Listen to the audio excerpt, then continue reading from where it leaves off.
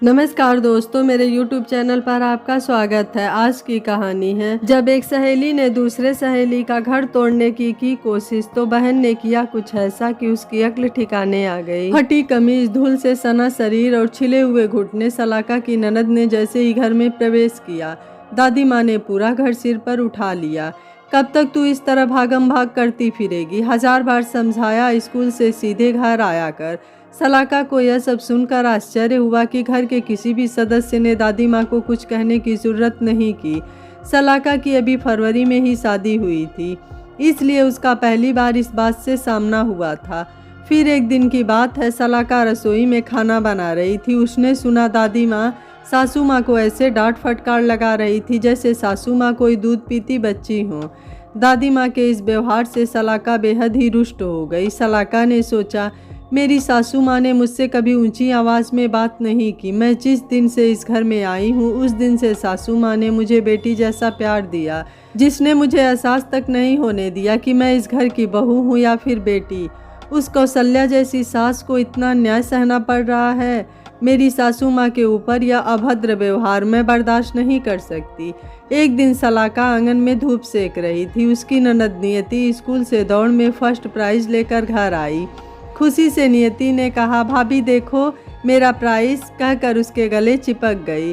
सलाका ने उसके माथे पर चूमते हुए शाबाशी दी। उसी समय दादी माँ अपने कमरे से बाहर निकल आई। आते ही उन्होंने नियति को पहले तो उल्टा सीधा बोलना शुरू किया, फिर सासू माँ को बुलाकर उनसे जो कहा वो सलाका को सहन नहीं हुआ।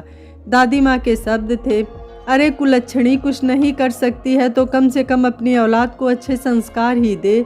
यह पढ़ाई करे यही बहुत है, समझा दे। यह खेल कूद मुझे पसंद नहीं है, इसकी इजाज़त मैं जीते जी नहीं दे सकती।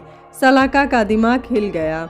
उसने कहा, दादी माँ एक बात बताइए, नियति आपकी पोती है लेकिन सासू माँ की बेटी भी तो है। क्या कभी आपने बुआ जी के लिए ऐसा निर्णय लिया है? आप भी अपनी बेटी के लिए वही करेंगी जो सही और उसके लिए भला होगा। दादी माँ सलाका की बात से सन्न रह गईं। उन्होंने कभी इस तरह सोचा नहीं था। शायद सलाका ठीक कह रही थी।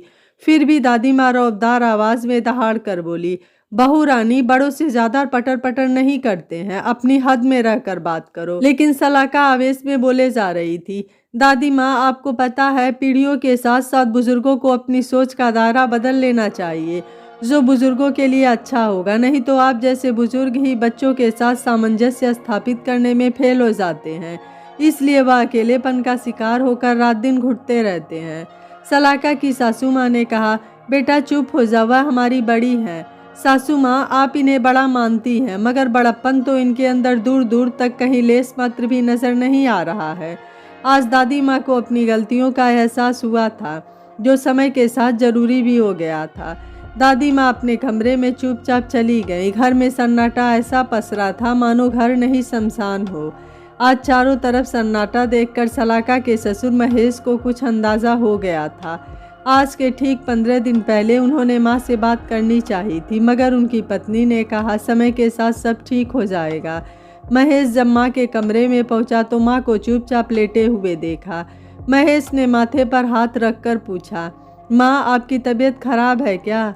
माँ घूरते हुए बोली, मेरी तो ठीक है मगर तेरी खराब होने वाली है। माँ के कहे शब्द को महेश समझ नहीं पाया। वह माँ को अपलक निहारता रहा।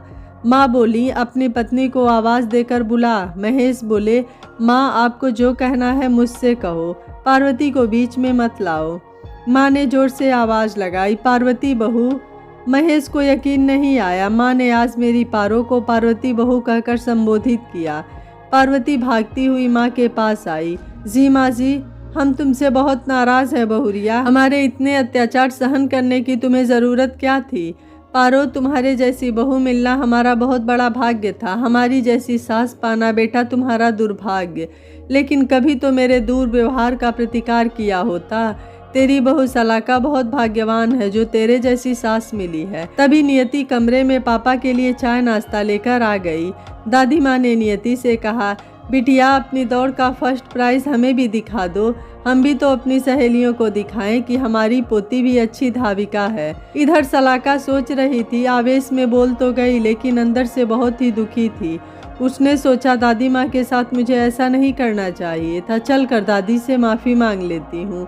लेकिन यह क्या, दादी माँ और पापा जी सलाका के कमरे की तरफ ही आ रहे हैं।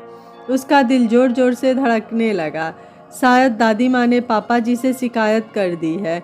दादी माँ कुछ कहती उससे पहले ही सलाका बोल उठी, दादी माँ सॉरी दादी माँ, मुझसे गलती हो गई, मुझे माफ़ कर दीजिए। मेरे घर में ऐसी कोई रोक टोक नहीं होती है, इसीलिए मैं आवेश में कुछ ज़्यादा ही बोल गई। बहुत बहुत सॉरी दादी माँ। दादी माँ बोली, अरे छोरी तू काहे सॉरी बोल रही है, सॉरी तो मैं तुझे बोलूँगी, आई एम सॉरी। दादी माँ को इंग्लिश में गिटपिट करते देख सलाका का होश उड़ गया। दादी ने कहा, कभी कभी बुजुर्ग भी अनजाने में गलतियां कर जाते हैं, छोटों का भी कर्तव्य है अपने से बड़ों को उनकी गलती का एहसास करवाए। तुम सास बहू की परफेक्ट जोड़ी को देखकर शायद मैं भी कुछ सीख जाऊं। सलाका बेटा, मेरी इस भोली भाली बहू पारो का हमेशा ध्यान रखना।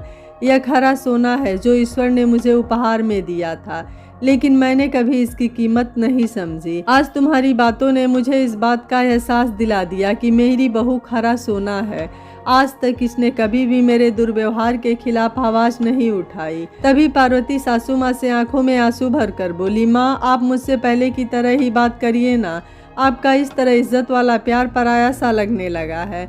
महेश हंसकर पार्वती से बोले, इतने सालों बाद माँ का इतना प्यार शायद पारो को हजम नहीं कर पा रही है। सभी ठहाका लगाकर हंसने लगे।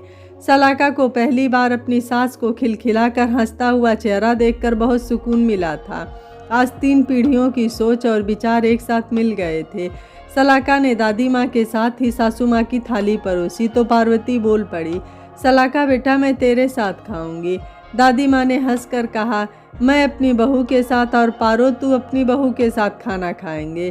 पारो तू अपनी बहू को बहुत प्यार करती है तो मैं भी अपनी बहू को प्यार करती हूँ। हाँ यह अलग बात है कि मेरा प्यार जताने का ढंग जरा तुझसे जुदा है। पार्वती जोर से खिलखिलाई और सलाका अपनी सासू माँ की आंखों के पोरों से लुढ़कते आंसू को अपनी उंगलियों पर पोंछने लगी। पार्वती ने सलाका से कहा, बेटा पहली बार इतना प्यार देखा है न, इसलिए समझ नहीं आ रहा है हंसकर या रोकर तुम्हारा शुक्रिया करूं। तूने मुझे आज इतनी खुशी दी है जो मैं शब्दों में बयां नहीं कर सकती। तू मेरी बहू, मेरी बेटी और सबसे अच्छी दोस्त के साथ हमराज भी है। ईश्वर तुझे हमेशा ही खुश रखे। मेरा नवीन बहुत ही भाग्यशाली है जो तुम्हारी जैसी पत्नी जीवन संगिनी के रूप में मिली है। पार्वती का स्नेह के अभिभूत होकर ही सलाका ने दादी माँ से पंगा लिया था। सलाका ने हंसकर गले लगते हुए कहा, माँ हम दोनों एक दूसरे के लिए भाग्यशाली हैं। दोनों के प्यार को देखकर महेश मन ही मन ईश्वर का धन्यवाद देकर बोले, कौन कहता है सास और बहू कभी भी माँ बेटी नहीं बन सकती। इरादा नेक है तो सब कुछ मुमकिन हो सकता है।